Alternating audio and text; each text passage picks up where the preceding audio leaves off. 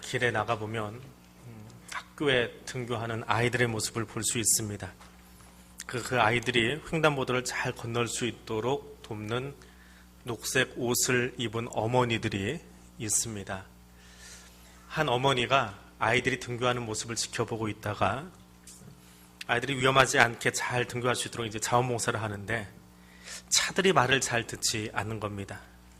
아이들이 지나가고 있는데 또 자원봉사하는 사람들이 수신호를 하고 있는데도 불구하고 마구잡이로 달리고 있는 겁니다.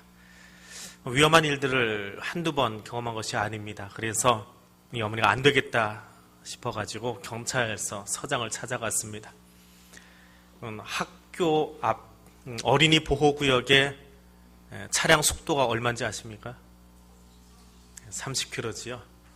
그보다 이제 차가 빨리 달리니까 경찰서장한테 속도 측정기 하나만 좀 내달라고, 지나는 사람들 속도를 좀 측정해야 되겠다 그랬더니 경찰서장이 내주었을까요? 안 내주었을까요? 당연히 안 내주지요. 경찰도 아닌데 그걸 왜 가져가냐? 그래서 어머니가 이제 집으로 돌아오셨습니다. 그리고 이제 궁리를 합니다. 어떻게 하면 저 차들의 속도를 늦출 수 있을까? 고민하다가 이거면 되겠다 하고는 그 다음날 집에서 나가면서 이걸 들고 나갔습니다. 뭘 들고 나갔을까요? 헤어드라이기를 들고 나가가지고 차 오너를 들고 있었답니다.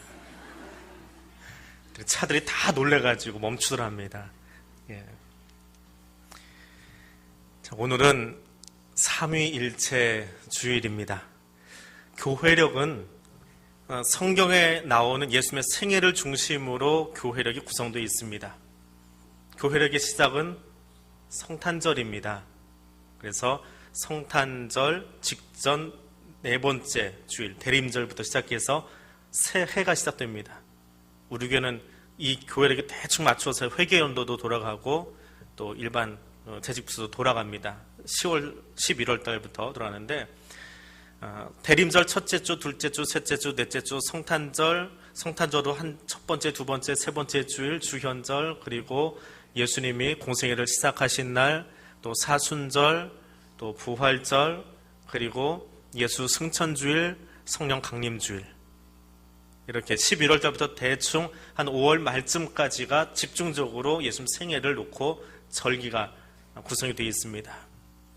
근데 그 이후도 계속해서 붙이면 식상하는 거예요. 이 절기가 뭔지도 잘 모르는데 계속 그만 돌리니까. 그래서 오순절, 성령 강림주일이 끝나면 더 이상 절기 이름을 붙이지 않습니다. 끊임없이 오순절 첫 번째 주일, 두 번째 주일, 세 번째 주일, 네 번째 주일 하는데 그 오순절, 성령 강림주일 바로 다음 주일, 그게 오늘이에요. 오늘은 무슨 주일이요? 삼위일체 주일. 예. 이 삼위일체 주일은 재미있는 것이 다른 교회력은 다 예수의 생애를 중심으로 만들어졌는데 삼위일체 주일은 예수의 생애와 상관없이 만들어진 신학의 산물이에요. 신학적인 작업으로 기획되어진 절기력이라고 하는 것입니다. 그런데 더 재미있는 것은 이 삼위일체 주일은 로만 캐톨릭이 되었든지 성공회가 되었든지 감리교가 되었든지 장로교가 되었든지 심지어는 절기력을 참 잘 안 지키는 침례교조차도 이 삼위일체 주일이 다 지킵니다. 왜냐하면 이 삼위일체 주일이 가지고 있는 의미가 있기 때문에 그래요. 대부분의 교회력은 교회 초기의 전통 속에서 나왔습니다. 성경을 가지고 만들어졌으니까. 그런데 삼위일체 주일은 중세에 와서 만들어진 그런 절기입니다. 소위 4세기 이단으로 판명되어진 아리우스주의가 계속해서 퍼져나가니까 여기에 반발해서 이건 아니다라고 이야기한 것이 아타나시우스주의인데 그의 신학을 담고 1000년 동안 교회가 계속 강조하고 가르치고 고민하는 거예요. 그래도 교회 안에 이 이단의 문제가 끊이질 않습니다. 그래서 14세기에 와서 교회력 안에 아예 집어넣고 성령 강림주일 바로 다음 주일을 오순절 첫 번째 주일이라고 하지 말고 삼위일체 주일이라고 하자. 그리고 성도들에게 삼위일체 하나님을 무조건 가르치고 무조건 가슴속에 담게 하자. 그래야 영적인 싸움에서 이단과의 전쟁에서 각성하고 긴장하고 이길 수 있으니까. 지금도 이단이 교회를 가만 내버려 두질 않지요. 끊임없이 교회를 공격하고 교회 안에 들어와서 조용히 있는 적 없는 척 하면서 성도들을 이간질시키고 교회를 폄하하고 뭐 그런 이단들이 아직도 교회 안에 분명히 있습니다. 그런 현실 속에서 삼위일체 주의를 지키는 것은 매우 중요한 우리의 신앙의 고백입니다. 그러면 삼위일체가 뭘까요? 학원에도 써있고 뭐 집에서도 쓰고 많이 쓰는데 신학자들이 고민하면서 만들어낸 이 정의, 삼위일체. 하나님은 한 분이시지만 세 위격으로 존재하신다. 세 위격은 분리되지 않고 전적으로 동일하고 영원하며 전능하신 한 분의 하나님이시다. 이게 삼위일체예요. 근데 가만히 들어보면 이 문장 자체가 오류입니다.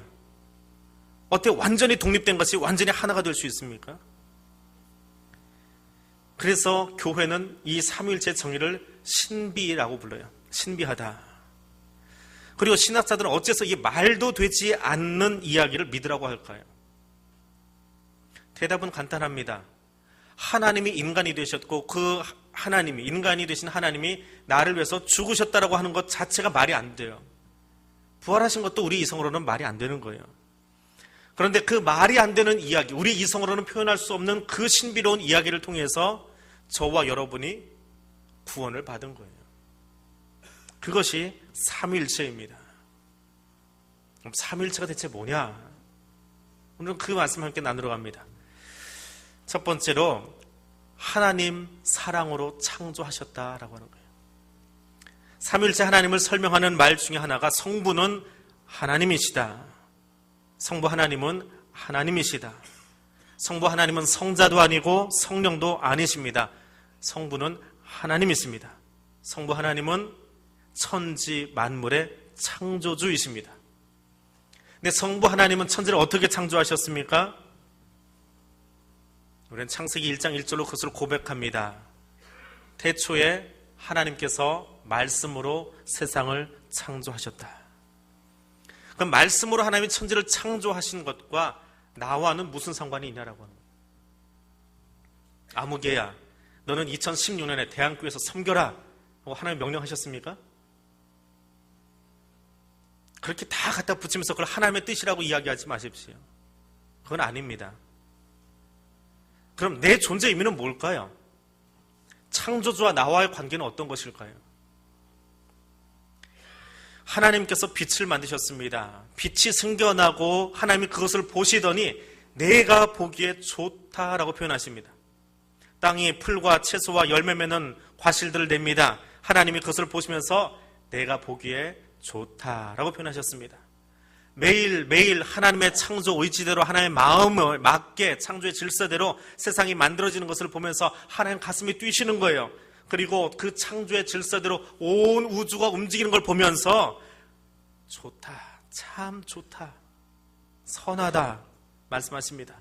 그렇게 만들어진 물 속에 물고기가 헤엄쳐 다니고 하나님 그렇게 만들어 놓은 궁창 속에 새들이 날아다니고 하나님 만들어 놓은 땅 위에 짐승들이 뛰거나 기거나 걷거나 하는 것을 보면서 참 좋다라고 이야기하셨습니다. 그리고 그렇게 만든 모든 것을 관리하는, 하나님을 들으면서 관리할 존재가 필요하셨어요. 그래서 하나님은 땅의 흙으로 사람을 만드시고 그 코에 생기를 불어 넣으셨습니다. 고작해야 땅에 티끌이고 진흙덩어리에 불과한 피조물에게 창조주가 자신의 얼굴을 가까이 하셨어요. 스스로의 힘으로는 창조주에게 다가갈 수 있는 힘도 능력도 없는 흙덩어리 아담에게 창조주가 가까이 가셔서 자신의 호흡을 그 코에다 불어 넣으셨더니 그가 생명이 되었다, 살아있는 존재가 되었다라고 합니다. 사람을 만드시는 하나님의 마음이 여기에 쓰여져 있습니다. 우리 창세기 1장 26절 말씀을 찾아서 같이 읽겠습니다. 성경 제일 앞에 페이지입니다. 창세기 1장 26절입니다.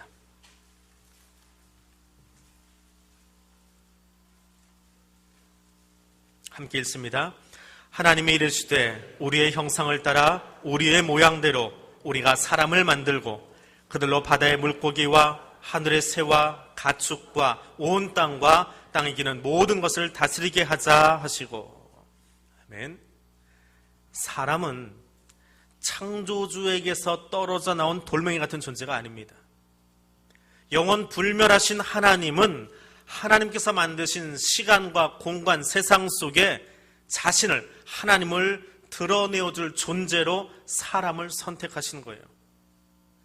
그런데 하나님은 복사기 위에 원고를 올려놓고 그대로 카피 뜨듯이, 복사하듯이 그렇게 우리를 만드신 것이 아닙니다. 성부 하나님은 아담을 만드시는 데에 창조주의 의지와 창조의 질서, 세상을 향한 하나님의 질서의 의지가 무엇인지를 세상에 보여주기 위해서 하나님의 이미지를 가진, 하나님의 형상을 가진 사람을 만드신 거예요. 하나님은 세상을 만드신 뒤에 구경하고 뒷짐지고 계시는 분이 아닙니다. 하나님은 사람으로 하여금 너희는 많은 자녀를 낳고 번성하여 땅에 가득 채워라, 땅을 정복하라, 바다의 고기와 공중의 사와 땅의 모든 생물을 지배하라 라고 말씀하셨습니다. 사람은 세상 위에 군림하는 자가 아니라 세상 가운데에 하나님이 세상을 얼마나 사랑하시는지, 어떤 마음을 가지고 이 땅을 바라보는지를 보여주기 위한 존재로 창조되어진 자예요.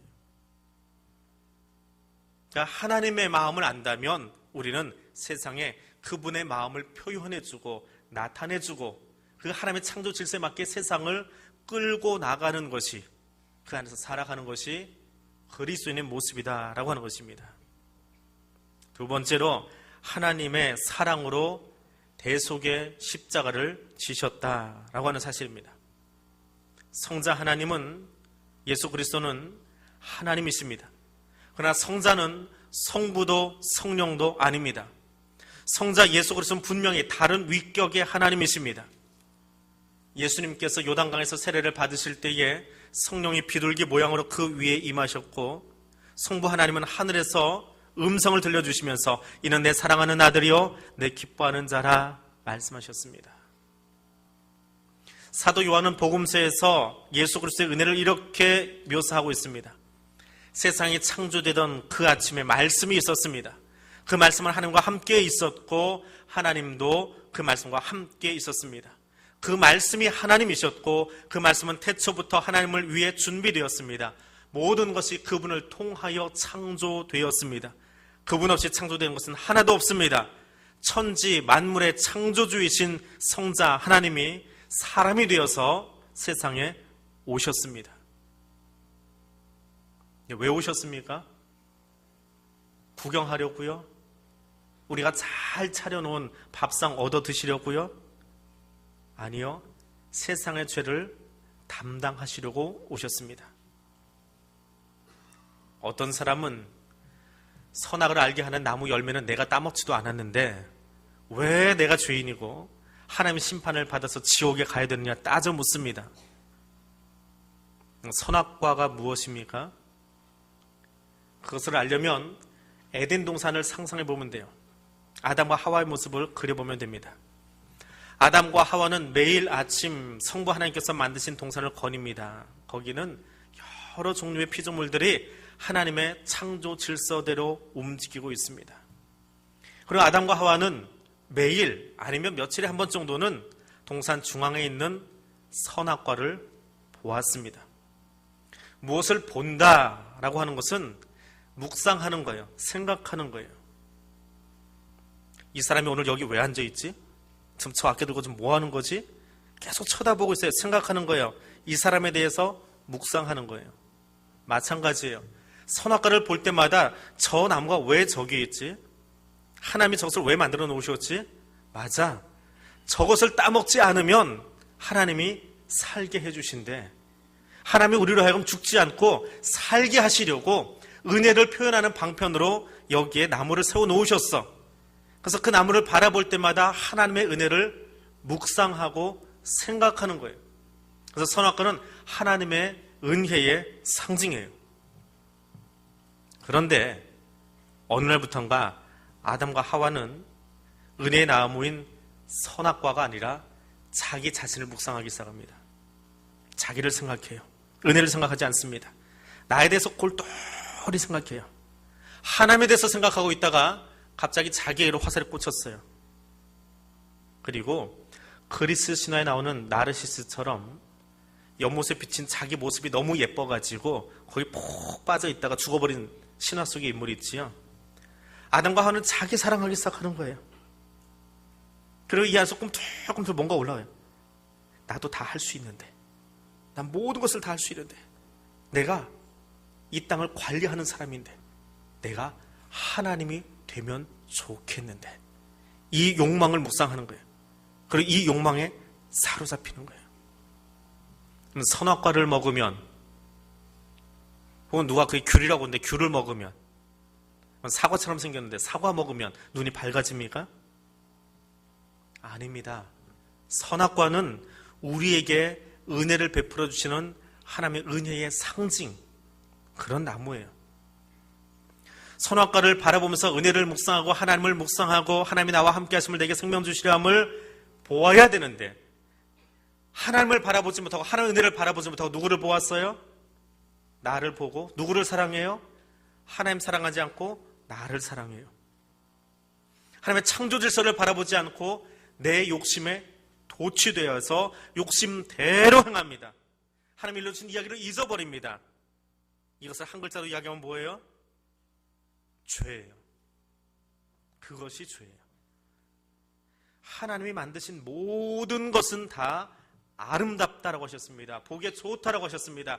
창조하실 때마다 하나님이 좋다, 좋다, 좋다라고 말씀하셨는데, 특별히 여섯째 날 하나님 모든 것을 다 만드신 뒤에 다른 날보다 더 좋아하셨어요. 창세기 1장 36절에 보니까 하나님이 지으신 그 모든 것을 보시니, 그 모든 것을 보시니 보시기에 어떻게 해요?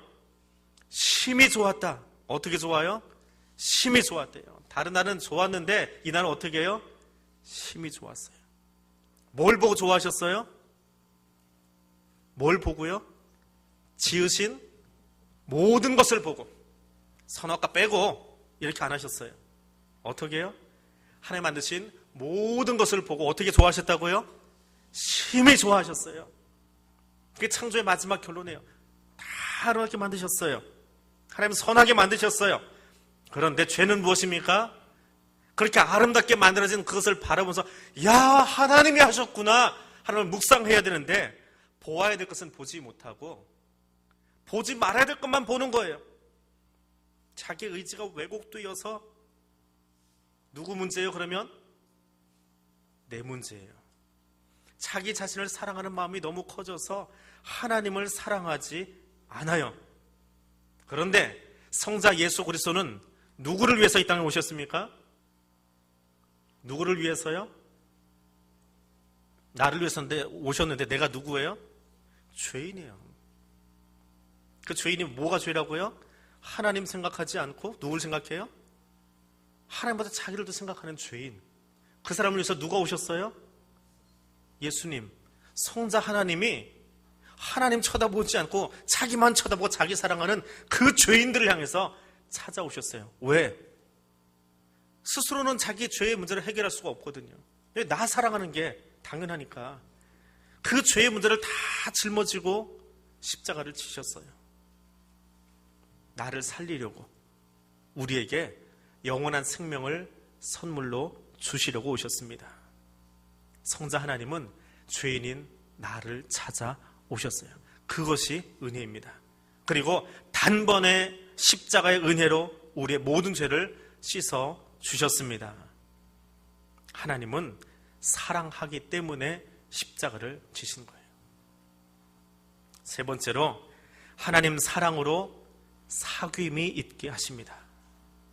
성령 하나님은 하나님이십니다. 그러나 성령이 성부는 아니고 성자도 아닙니다. 성부, 성자, 성령 하나님은 한 본체로 그 영광과 권능이 동등하시지만 사역에 있어서는 상호 종속 관계에 있어요. 너는 너, 나는 나, 따로 하지 않아요. 서로의 의지를, 서로의 생각을 존중해줘요. 성자는 성부 하나님에게, 성령은 성자 하나님에게, 창조할 때도 함께 우리의 형상으로 그렇게 일하세요. 그러나 일하시는 것을 보면 그들의 사역은 분명히 구분되어 있어요. 성자 예수 그리스도는 승천하실 때에 성자를 대신해서 예수 그리스도를 대신해서 우리에게 위로자로 보혜사 성령을 세상에 보내시면서 영원토록 우리와 함께 있게 하셨어요. 본문은 그 이야기를 성령 하나님의 사역을 교통하심이라고 적고 있습니다. 공동번역 성경에서는 성령께서 이루어 주시는 친교, 세번역 성경에서는 성령의 사귐이라고 번역되어 있습니다. 헬라어 성경에서는 이 단어가 코이노니아라고 되어 있어요. 성령 하나님 우리 안에서 뭐 하시는 분이요? 헬라어로 하면 코이노니아 하시는 분이에요. 이제 교회에서 성도들끼리 모여가지고 저녁 시켜 먹으면서 우리 어제 코이노니아 잘했어요 하지 마세요. 그건 코이노니아가 아니니까. 성령의 코이노니아는 무엇이냐? 단지 먹고 마시고 즐거워하는 게 아니에요. 성령 하나님은 우리와 함께 하시면서 보혜사의 역할을 하십니다. 요한복음 14장 16절 말씀입니다. 요한복음 14장 16절 우리 같이 읽겠습니다. 내가 아버지께 구하겠으니 내가 또 다른 보혜사를 너희에게 주사 영원토록 너희와 함께 있게 하리니. 성자 하나님은 우리가 저와 여러분이 고아처럼 혼자 있는 것을 원치 않으십니다. 그래서 성자 하나님이 성부 하나님 안에, 그리고 우리가 그리스도 안에, 그리고 예수께서 내 안에 있음을 알게 하시려고 누구를 보내주셨어요? 성령을 보내주셨어요. 그럼 이 신비로운 이야기를 어떻게 알 수 있을까요? 조금 더 뒤로 갑니다. 14장 26절 말씀입니다. 같이 읽겠습니다. 보혜사 곧 아버지께서 내 이름으로 보내실 성령, 그가 너에게 모든 것을 가르치고 내가 너에게 말한 모든 것을 생각나게 하리라. 아멘. 성령 하나님은 어떤 일을 하신다고요? 예수님이 가르쳐 주신 것을, 말한 것을 생각나게 하시는 거예요. 그것을 지키게 하세요. 그리고 그 사명을 감당하게 하세요. 이것을 헬라어로 뭐라고 한다고요? 코이노니아라고. 우리 성경은 뭐라고 번역했다고요? 교통하심이라고. 세번역은 뭐라고요? 사귐이라고. 그러니까 교회에서 우리 코이노니아 하는데 밥 먹고 끝나놓고 코이노니아 한다고 말하지 마세요. 여성교회가 모이든지 남성교회가 모이든지 재직부서가 모이든지 교육부서가 모이든지 성도들이 둘째씩 모이든지 모여서 밥 먹어요. 밥도 열심히 먹고 열심히 움직이고 교제도 하세요. 그런데 거기에 말씀의 나눔이 있고 그 말씀을 깨닫고 내가 지난주에 말씀에서 이런 깨달음이 있고 감사가 있고 그리고 그것을 나가서 증거한 뒤에 저한테 와서 그러세요. 지난주에 우리 여전도에 코이노니아 했어요. 성령이 원하시는 사역을 하는 거예요. 성령님이 우리 안에 들어오셔서 그 일 하시는 거예요. 그것이 코이노니아예요. 성령 하나님은 예수 그리스도를 통한 구원 사역이 무엇인지를 분명히 알 수 있도록 내 안에 함께 하시는 하나님이세요. 말씀을 준비하다가 남녀의 사랑에 대해서 이렇게 적어 놓은 글을 하나 보았습니다. 누군가를 사랑하면 내 안에 그가 밀려 들어온다. 그가 내 안에 들어오면 행동이 달라지고 예전의 나와는 다른 모습을 보인다. 시간이 지나면 나는 그 모습을 밀쳐낸다. 나의 모습을 되찾기 위해서다. 그와의 일치는 절대 내가 너로 동일시되는 일치가 아니다. 나와 그와의 독립성을 유지하면서 일치를 이루려면 사랑의 기운이 없이는 불가능하다. 삼위일체 하나님을 온전히 설명하는 것은 힘듭니다. 어쩌면 너무 힘든 일이라서 신학을 시작하는 모든 신학생들이, 목회자들이 신학이라고 하는 곳에 발을 들여놓는 그 순간에 이 삼위일체 이야기를 가지고 첫 학기를 보냅니다. 그리고 한 학기 내내 교수님들하고 싸워요. 이해가 안 돼서 싸워요. 거의 싸움판이에요. 그리고 이해를 하다 받아들일 수 없어서 절반가량의 학생들이 떨어져 버립니다. 휴학을 하든지 자퇴를 하든지 떨어져 나가요. 대학이 됐든지 신대원이 됐든지 이 작업을 한 학기 내내 합니다. 그만큼 이 삼위일체라고 하는 것은 신비한 사건이에요. 신비해요. 근데 이 신비로운 사건을 알 수 있는 열쇠가 하나 있어요. 키워드가 하나 있어요. 그게 뭘까요? 오늘 말씀을 나누면서 1, 2, 3 할 때마다 들어간 단어가 있죠. 공통적으로. 뭐예요? 그래서 잊어버리셨어요? 첫 번째, 두 번째, 세 번째 할 때마다 나온 단어가 있잖아요. 뭐예요? 사랑이에요. 사랑. 하나님은 사랑으로. 삼위일체를 설명할 수 있는 유일한 키워드는 사랑이에요. 성부 하나님의 사랑이 진흙덩어리에 불과한 그 인간에게 그분의 생기를 불어넣으시려고 찾아오셔서 생기를 불어넣어 주셨어요. 성자 하나님의 사랑이 죄인인 나를 위해서 찾아오셔서 나를 위해 십자가를 지셨어요. 성자 하나님의 사랑이 무엇인지 알 수 있도록 성령 하나님이 내 안에 찾아오셔서 나로 하여금 고백하게 하시고 그 삶을 증거하며 살 수 있도록 도와주세요. 이 모든 것, 이 성삼위 하나님의 사역의 공통적인 사역, 그것은 무슨 사역이에요? 사랑의 사역이에요. 이것이 삼위일체의 신비입니다. 말씀을 맺으려고 합니다. 설교를 시작할 때 들었던 이야기 생각나십니까? 헤어드라이어를 들고 길가에 서 있는 엄마를 한번 생각해 보세요. 빵 하고 들고 서 있어요. 운전자들이 놀래가지고 앞에 속도를 줄이고 왔다가 손에 든 것을 보았습니다. 뭐라고 할까요? 손가락질 하는 사람도 있을 거고 뭐라고 하는 사람도 있을 거고. 그런데 예를 들어서요. 우리 아내가 이걸 들고 있어요. 근데 애가 등교하다가 엄마가 이거 헤어드라이어 들고 기어서 이러고 놓고 봤어. 그럼 애가 뭐라고 그럴 거예요? 창피하게 누가 미쳐 그러는데 학교 가서 뭔 소리 나올까? 그런 생각할지도 몰라요. 또 다른 아이들은 오다가 어떤 아줌마가 이걸 들고 있어요. 저 누구네 엄마야? 몇 반 누구 엄마야? 학교에서 다 이야기하겠지요. 근데 그 엄마가 그래서 헤어드라이어를 들고 있는 그 마음을 하나로 표현하면 뭐예요? 사랑이에요. 다른 사람이 보기에는 우스꽝스럽고 다른 사람들이 보기에는 이해할 수 없는 일이지만 그 엄마의 마음속에 뭐가 있어요? 내 자녀를 향한 즉 사랑의 마음만 가지고 거기 그거 들고 서 있는 거예요. 하나님의 사랑, 삼위일체 사역을 다 설명할 수는 없습니다. 만약에 제가 이 시간에 그걸 위해서 다 설명한다고 하면 저는 목사가 아니고 하나님이에요. 하나님이 아닌 한 하나님을 완전히 설명해낼 수는 없습니다. 딱 한 가지 분명한 것은 성삼위 하나님이 지금도 사랑으로 여기 일하고 계신다는 거예요. 그리고 우리는 예배가 끝날 때마다 그 이야기를 듣고 있습니다. 오늘 본문 말씀입니다. 같이 한번 읽어보겠습니다. 고린도후서 13장 13절입니다. 주 예수 그리스도의 은혜와 하나님의 사랑과 성령의 교통하심이 너희 무리와 함께 있을지어다. 들으셨지요? 우리 예배 끝날 때마다 강복선언이라고 하는 축도라고 하는 예배 가운데 성삼위 하나님이 함께 하셔서 우리를 사랑해 주시고 창조해 주시고 구원해 주시고 지금도 함께 하신다라고 하는 것을 예배 시간마다 선언하잖아요. 그것으로 축복하며 기도하잖아요. 그것이 예배예요. 그 성삼위 하나님을 만나는 것, 그 삼위 하나님 중에 무엇인가를 빼버리고 거기 다른 사람이 들어간 것은 다 이단이에요. 하나님의 사랑을 묵상하고 만나고 돌아가는 그런 예배, 그런 나의 삶이 되어지기를 원합니다. 기도하겠습니다. 사랑의 하나님, 말로 다 표현할 수 없고 우리의 이성으로는 다 이해할 수 없지만 창조 때부터 우리를 향한 사랑을 펼치시고 예수 그리스도의 십자가 은혜로 구속하여 주시며 성령 하나님 지금도 우리와 교통하여 주심을 감사드립니다.